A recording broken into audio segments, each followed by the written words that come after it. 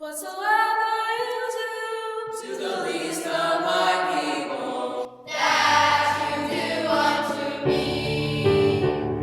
I'm Bishop William Byrne. The annual Catholic Appeal is our chance to help those in need, the homeless, the hungry, and our partnering organization. Please join me in answering Jesus' call to love your neighbor by donating at diospringfield.org. That you do unto me.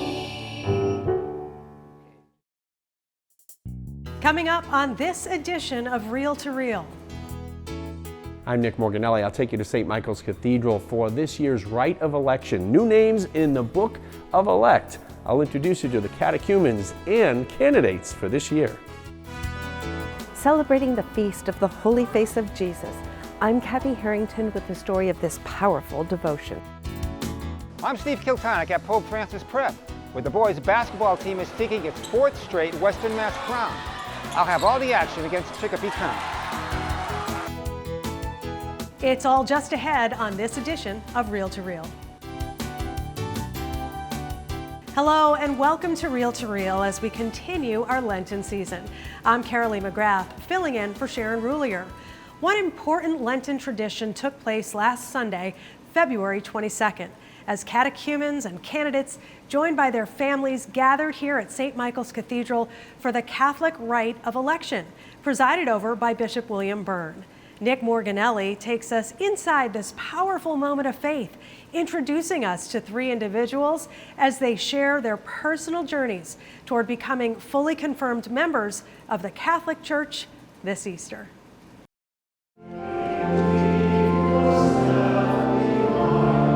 On the first Sunday of Lent, the Cathedral of St. Michael the Archangel in Springfield was nearly full as catechumens and candidates, totaling nearly 150 from across the Springfield Diocese, gathered for a rite of election with Bishop William Byrne. Across the country, there have been larger numbers of people in OCIA, which is the conversion process. We're celebrating that our family is growing and that the faith is alive here. We see it particularly in a very beautiful way in our Latino communities, working of the Holy Spirit in Western Massachusetts. Bishop Byrne led the celebration in English and Spanish.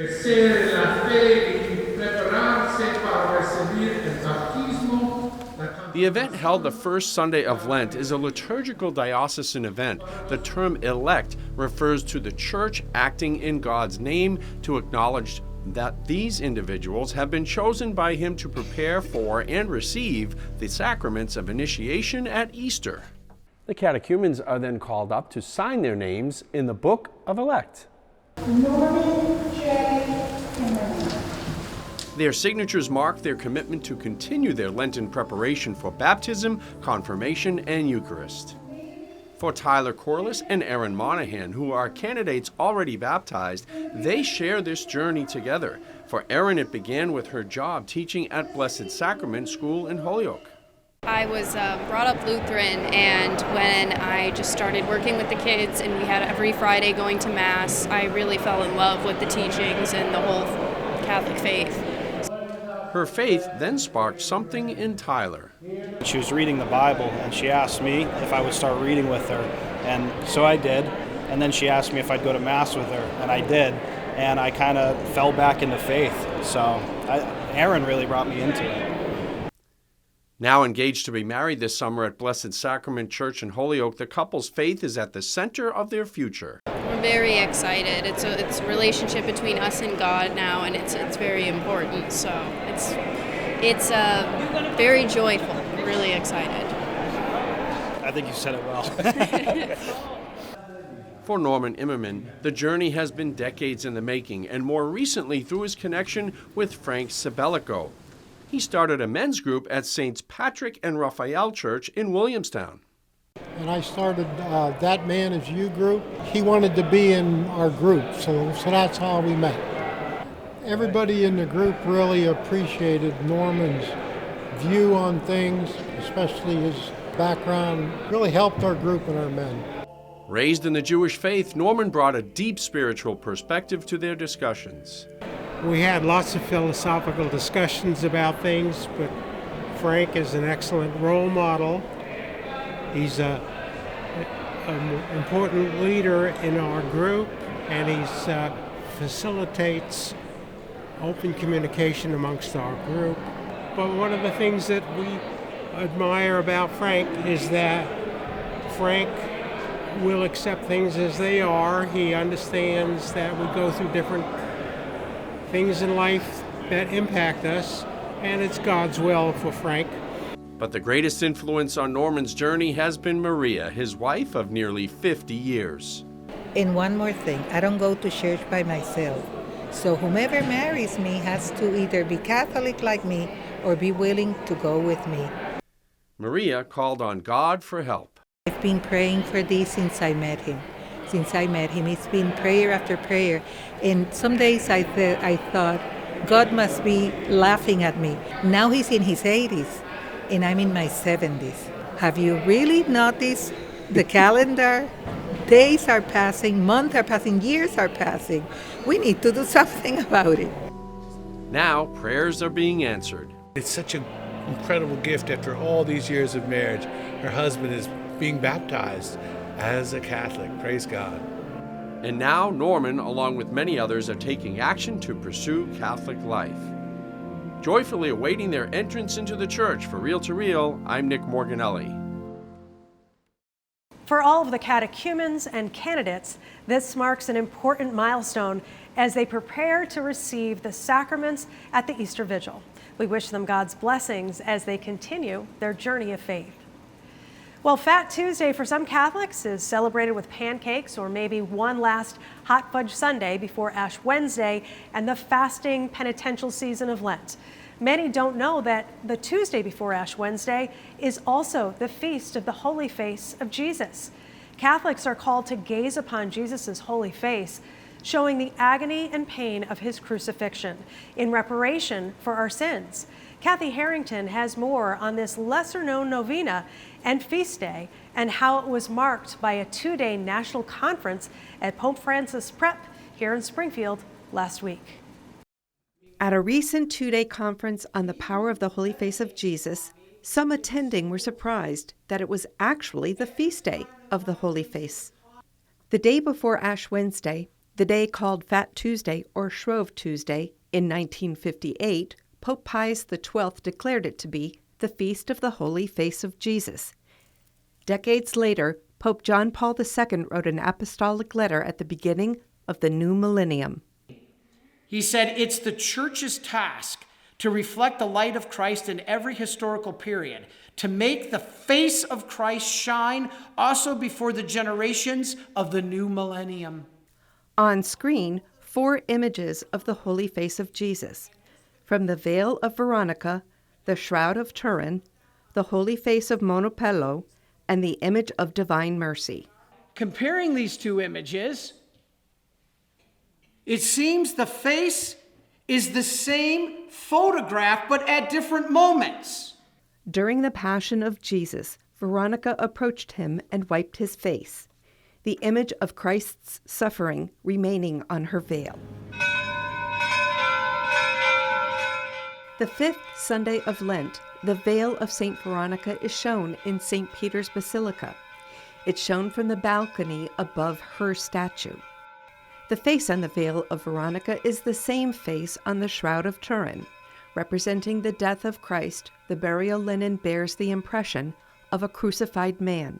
And the face of Monopello, the thin burial cloth that covered Christ's face in death, shows eyes open and mouth appearing to take a breath, the face of a resurrected Christ.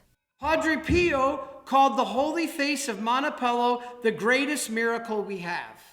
Only 20 hours before his death in 1968, he was, through bilocation, praying before this image. He was discovered there by another priest, Padre Domenico, and he spoke with him. Praying before the Holy Face of Jesus in Monopello, Italy, Pope Benedict XVI said the image was created with a brightness, with the power to give us hearts stamped with the hallmark of the face of Christ. Father Alar says this devotion of the Holy Face was revealed to St. Mary of St. Peter by Jesus in reparation for sacrilege and blasphemy. Those who contemplate the wounds on my face here on earth shall contemplate its radiancy in heaven. The graces from praying the chaplet of the Holy Face of Jesus, the novena, the Holy Face devotion, or wearing the medal of the Holy Face of Jesus include the gift of a strong faith, a peaceful death under the loving gaze of Jesus, and the conversion of many sinners. Linda Bathel of Southwick says learning about the Holy Face of Jesus has changed her plans for Lent. I make a promise that I'm going to educate myself further about our Lord. And I got my answer here. That's the path I need to go down. So I'm excited about it. I didn't know that much, and I look forward to learning even more now. Min-sun Kim Harding learned about the conference featuring Father Alar and Sister Dee Dee Byrne by watching and listening to Catholic podcasts, convincing her daughter to come along. A couple of years ago, this lady came up to me and gave me a Holy Face medal, and she gave me a couple of them, and I had it, but I didn't really research on the Holy Face devotion. But now I know, and it's very important in this time. So I'm going to be, devoting to this Holy Face. Father Alar points out the images of the Holy Face of Jesus are the same as how we see Jesus today, even in the image of divine mercy. He urged the conference to spread the word on the importance of it and to consider making the devotion an important part of their lives. I'm Kathy Harrington for Real to Real. During his papacy, St. John Paul II called on the Church to devote the third millennium to the Holy Face of Jesus. And still to come on Real to Real, I'll share with you my sit-down interview with Sister Deirdre Byrne, the sister of our own Bishop Byrne, and a prolific pro-life advocate who has turned her attention to the dark reality of euthanasia. And Steve Kiltonic takes us to the basketball court as the Western Mass champion Pope Francis boys basketball team seeks to capture their first ever Division II state title. It's all ahead on this edition of Real to Real. Like Catholic TV on Facebook. Once you're there, you can join in on discussions, make friends with other Catholic TV fans, watch behind-the-scenes videos from the studio, just finished this today. And stay up to date with the Catholic world. All this at facebook.com/CatholicTV.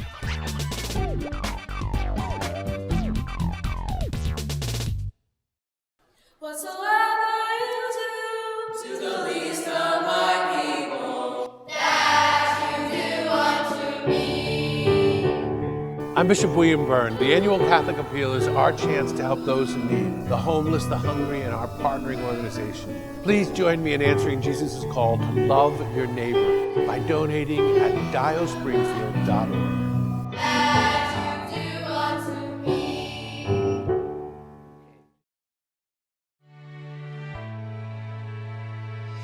Welcome to St. Mary's High School, where you're more than a student, you're a saint. Here, we believe in every student. You don't have to have it all figured out to belong here. You have to be present, ready to grow spiritually and academically. And we'll walk alongside you on your journey. Here, faith and education unite, not just to fill your mind, but to help shape your heart and your soul, to help you find purpose, confidence, and something deeper than success, to help you become the person God created you to be. Following the example of Jesus, our teachers are mentors and role models. They're patient when you struggle, present when you need support, and determined to help you rise, even when you doubt yourself. Because they see something in you worth fighting for. At St. Mary's, you'll be challenged and supported. You'll be surrounded by people who believe in you.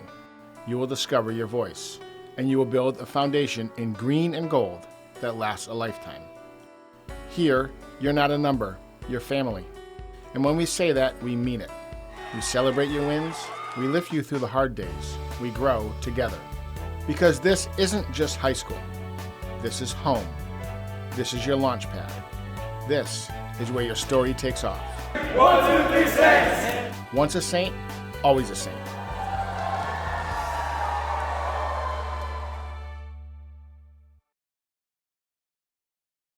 As Kathy Harrington mentioned, Sister Deirdre Byrne, sister of Bishop William Byrne, was one of the presenters at last week's Holy Face of Jesus two-day conference held at Pope Francis Prep in Springfield. While in our area, Sister also spoke to a number of groups on the topic of euthanasia, sharing a clip from a still-to-be-completed film on the dark reality of euthanasia. I caught up with her in between events to learn more about her vocation and how she asked God to help her do more for the pro-life movement, and clearly, God answered that prayer.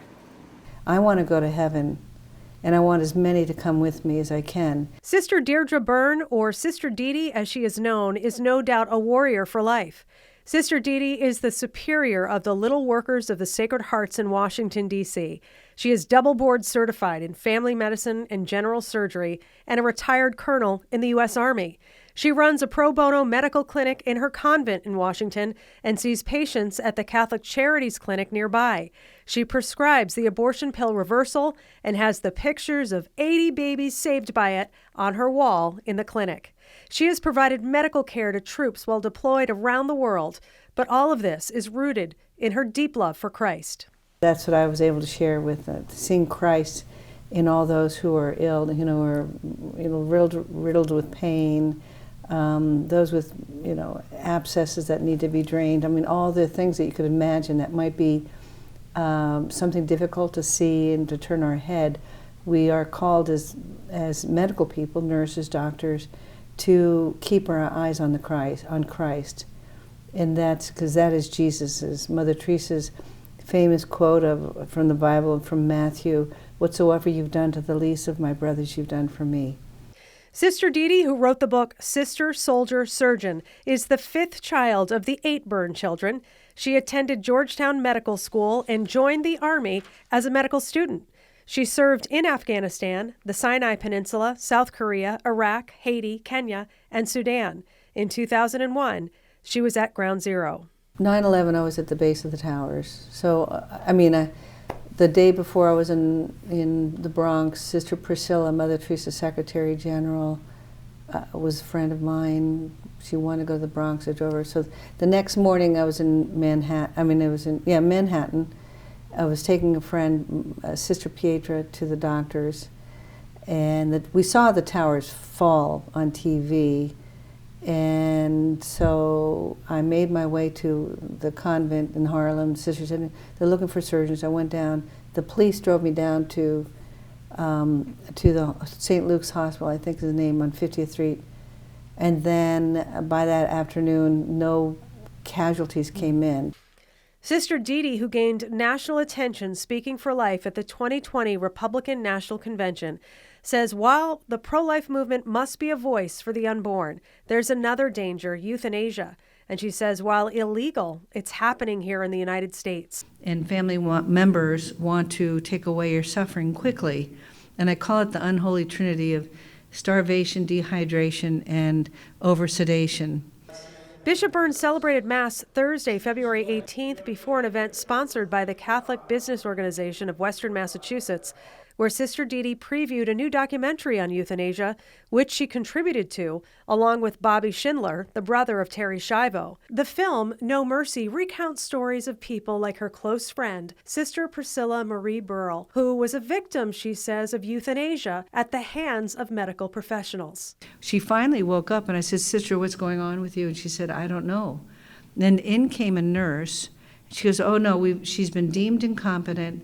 She's on hospice care now, so we're helping her transition." So that's the key word for they're killing you. Explain the difference, though, for us between euthanasia and physician-assisted suicide, which has come up repeatedly in Massachusetts, passed in New York recently. And Illinois. And Illinois. I mean, I think it's in California. It's around us in New England. They're teaching certainly. residents how to do physician-assisted suicide. So that you would have some sort of agreement with the patient. So physician-assisted suicide is when the patient says, "I want to die," for whatever reason. So the doctor gives you the drugs and you kill yourself. So you have consent, alleged consent. Yeah.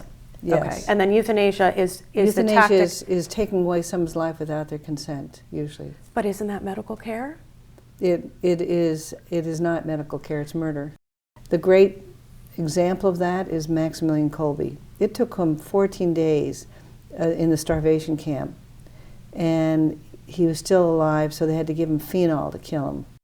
The Catholic Church teaches that palliative care is appropriate care for the patient, not euthanasia and not assisted suicide. Sister Dee Dee hopes her new documentary will help people understand how to compassionately accompany the sick and dying. And in all my years of medicine, I never would have imagined, never even thought euthanasia was not even at the tip of my tongue, because this was just something that we don't do. As Catholics, we are called to share the suffering of our Lord who died on the cross. He redeemed his suffering for us so that we could have eternity with him. St. Mary's Parish in Longmeadow will be showing the movie Triumph of the Heart, the story of St. Maximilian Kolbe, a courageous Franciscan friar whose strong faith helped him endure German concentration camps, bring our faith to those condemned to die, and this moving story will be shown this coming Wednesday, March 4th at 6:30 p.m. at the auditorium of Bay Path University. This is a one-time showing and there is no charge. Again, that's this Wednesday, March 4th at 6:30 at Bay Path University in Longmeadow.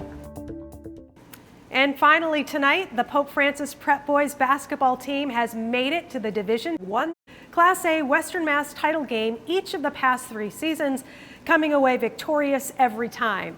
This year, the Cardinals beat the odds and reached that championship game again as it was looking to a 4-peat.